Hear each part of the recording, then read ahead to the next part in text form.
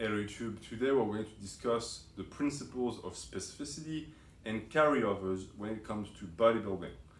If you know about strength sports, if you know anything about powerlifting, strongman, arm wrestling, you will know that the people who practice these sports try to stay within a certain range of specificity. What does that mean? It means that if your goal, for example, is to be as strong as possible at the bench, squat, and deadlift, the entirety of your training is going to revolve around these three lifts, and therefore any type of movement or strength training that you apply to your regimen needs to stay specific. So for example, if you do a squat, high-level powerlifters don't only squat, they have squat variations, they have squat accessories, they have movements that are going to complement the squat, make them stronger on that movement, without having to repeat that pattern again and again. This has multiple benefits. One, it's going to allow you to not have overuse injuries by repeating the same pattern all the time. It's going to allow you to avoid to have certain weaknesses, so muscular imbalances are not going to arise because you work the muscle through different angles. There is also going to be a benefit in terms of strength and muscle size, because you're going to bypass what many people call the biological law of accommodation. That is a half truth, because in reality that law can also be bypassed with volume and intensity manipulation, but variations and accessories also help. So now that that has been said, how does this principle apply to bodybuilding? I have heard 1,000 times that bodybuilders do not have to abide by the rule of specificity, and I could not disagree more with the statement. I personally find that statement to be very belittling and condescending, as if bodybuilding was just that fairy magical thing that you can just lift a few weights and you're going to get big and you don't really have to think about it. Bodybuilding is just as intellectual in a sense as powerlifting. It takes as much of a thinking capability, it's as strategical. You also have to apply yourself and know how to program to be a good bodybuilder. And a concept that is essential when it comes to bodybuilding and to program properly to build a strong and big body is going to be specificity.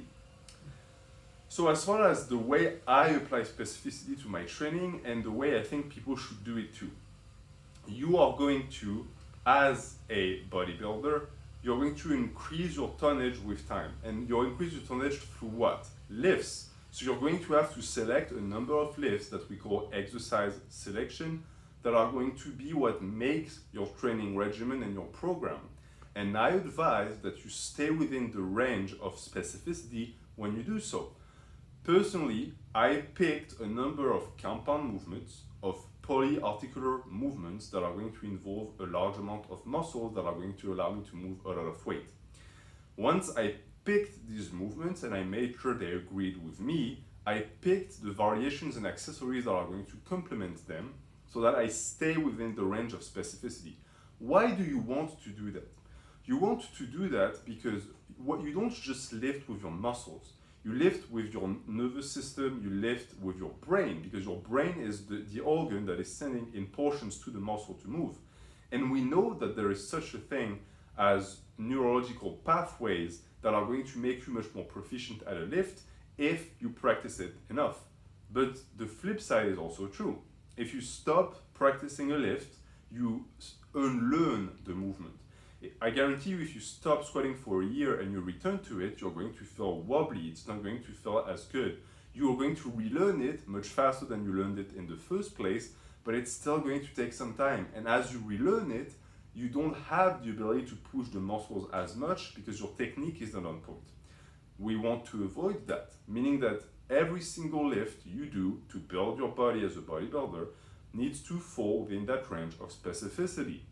Does it need to be 100% the same all the time? No, you can have certain exercises that are sort of the odd one out, but they need to stay the odd one out. They need to stay that exception because, and I will make a video about it, the notion of shocking the muscle, in my opinion, is a counterproductive method. If you do something that you haven't done in a while and you build your entire program around that repetition and rotation of lifts that are always shocking you and making you relearn the pattern, you're shortchanging yourself because you keep lowering your tonnage to relearn the movement. You don't really push the muscles as much, and you become a sort of technical wizard that keeps on relearning his new tricks instead of being the master of your craft. So for example, let's say you pick a squat as your main builder. Pick lifts that are going to go with that squat. Don't do squats, leg press, one-legged squat, lunges, reverse lunges. Do squats, front squats, post squats, SSB squats. Now you stay within that range of specificity, and you can play with the volume and intensity of these so that you can have different rep ranges and sets. You don't have to do everything as strength work, but don't reach out too far. If you want to do lunges once in a while, do them, but I would advise you to never put a lift in your program that doesn't have close neighbors. Always stay within that range of specificity, because the ability you're going to have to push tonnage is also going to be linked to your ability, or rather the ability of the lifts to carry over to one another. If every single one of your lower body lifts feeds into one another because they are all so similar that they are going to make you stronger at each other, you see that your progress is going to be much better. And the beauty of it is even if you stay within that range of specificity, you still avoid overuse injuries. You still avoid the biological law of accommodation. Why? Because you modify the lift just enough that you get that pass. You don't have to go from a bench press with a barbell to a bench press with a dumbbell to somehow change the lift enough that you're going to get those benefits. It can be much more minor than that and still work.